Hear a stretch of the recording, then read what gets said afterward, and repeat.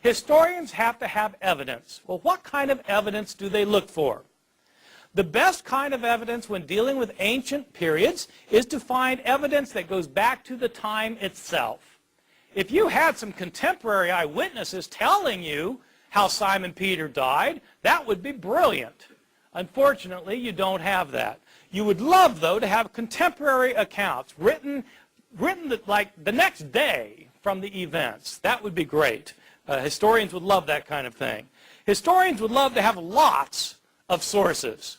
You want to have lots of sources that go back to the time of the events that are being narrated. You would like these sources to be independent of one another. If you have 20 sources, but they all got their story from the same guy, then you don't have 20 sources, you have one source. You want 20 independent sources who all attest the same event. Moreover, you want these independent sources to be consistent with one another. You don't want them to be contradicting each other all over the map. You want them to be agreeing with one another. So you want them to corroborate one another without collaborating with one another. Moreover, you want them to be unbiased toward the subject matter. You don't want them to be skewing things in light of their own self-interests. If you're an ancient historian trying to establish what probably happened in the past. What kind of sources do we have when it comes to the Gospels? The Gospels are our sources for knowing about the resurrection of Jesus. Are they the kind of sources that historians would want when trying to establish what probably happened in the past? I think the answer to that question is no. When were the Gospels written? Well, they are not contemporary to the events they narrate. Scholars debate when the Gospels were written, but by far the most common datings are that Mark was written sometime around 65 or 70 A.D., Luke and Matthew about 10 or 15 years later, John maybe 10 or 15 years later, so John maybe around the year 90 or 95, Matthew and Luke around 80 to 85. These are the dates that are taught throughout the universities and divinity schools and seminaries of North America and Europe. I take them to be right for reasons that I can give you if anybody really wants to know. It's complicated arguments. If these dates are correct, it means that our earliest account of Jesus' resurrection is 40 years after the event. 40 years after the event. Well, Paul was writing before that, wasn't it? Yes, Paul was writing before that. Paul talks about the resurrection in 1 Corinthians. Well, that's 20 years after the event. So that's better.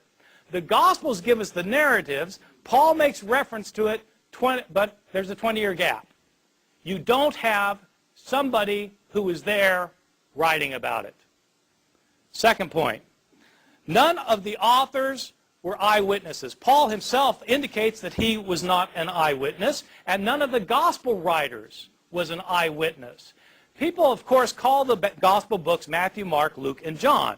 Well, they call them Matthew, Mark, Luke, and John because we don't know who wrote these books, and there's no point calling them Sam, Fred, Jerry, and Harry. I mean, they're written by people. We don't know who they were written by. They are anonymous. You might not think so because they have the title, The Gospel According to Matthew. Whoever put that title on it was an editor later. The original books are all anonymous, written in the third person.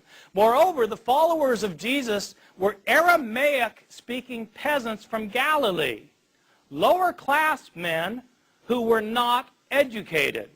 In fact, Peter and John in Acts chapter 4, verse 13, are literally said to be illiterate. They couldn't read and write. Of course not. They were fishermen. They didn't go to school. The vast majority of people in the ancient world never learned to read, let alone write. And their native language was Aramaic. These books are written in Greek by highly educated, rhetorically trained writers who are skilled in Greek composition. Probably not disciples and don't claim to be disciples. Where did these authors get their stories from? Well, if they were not disciples of Jesus, they must have heard the stories from somebody. Who heard the stories from somebody, who heard the stories from somebody, who heard them from somebody. Stories about Jesus, including his resurrection, had been in circulation year after year after year from the time that his disciples knew that he got killed and believed he got raised from the dead. They told stories to convert people. They improved the story sometimes. They changed the story sometimes. The stories got modified in the process of transmission over the course of decades before anybody wrote the stories down. These stories are based on oral reports that have been in circulation for decades. What happens to oral reports in circulation year after year, decade after decade? They get changed. What evidence do we have that the stories about Jesus' death and resurrection got changed? You can read the stories yourself.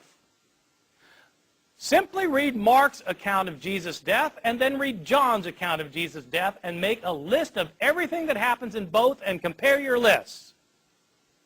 You will find that there are stunning differences. In fact, there are discrepancies. Let me give you just a list of very quick examples. What day did Jesus die on? That's a simple question. And luckily, we're told in both Mark and John. In Mark's gospel, we're told that Jesus died the day after the Passover meal was eaten in Jerusalem. John tells us explicitly, chapter 19, verse 14, that Jesus died the day before the Passover meal was eaten, on the day of preparation for the Passover. That's different. He couldn't die both days. What about the time? According to Mark, he died at 9 in the morning. According to John, he wasn't condemned to death until afternoon. John 19:14. These are accounts that differ from one another. Did Jesus carry his cross the entire way to Golgotha, or did Simon of Cyrene carry it? It depends which gospel you read. Did both robbers mock Jesus, or did only one of them mock him and the other come to his defense? It depends which gospel you read. Did the curtain in the temple rip in half before Jesus died, or was it after he died? It depends which gospel you read. I can give you the references for all of these if you need me to, or you can look them up yourself. I'm not making these up. Those are just differences about Jesus' death. What about differences in the accounts of his resurrection? Well, who went to the tomb on the third day? Did Mary Magdalene go alone, or did Mary go with other women? Depends which gospel you read. If with other women, how many of them were there? What were their names? And which ones were they? It depends which gospels you read. Was the stone rolled away before the women got to the tomb or not? What did they see in the tomb? Did they see a man? Did they see two men? Or did they see an angel? Depends which gospel you read.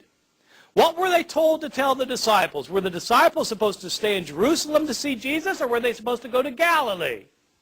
Depends which gospel you read.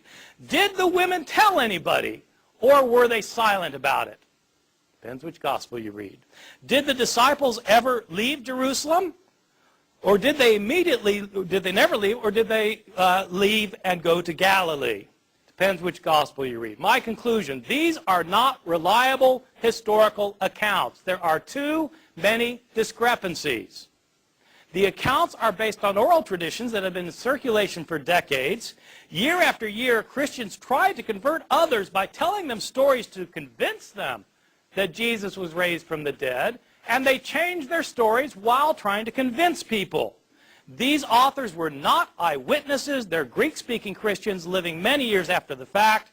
They're telling stories that Christians have been telling all these years. There was nobody there taking notes. Some of the stories were invented. Many were changed. For this reason, these accounts are not as useful as historians would like as historical sources.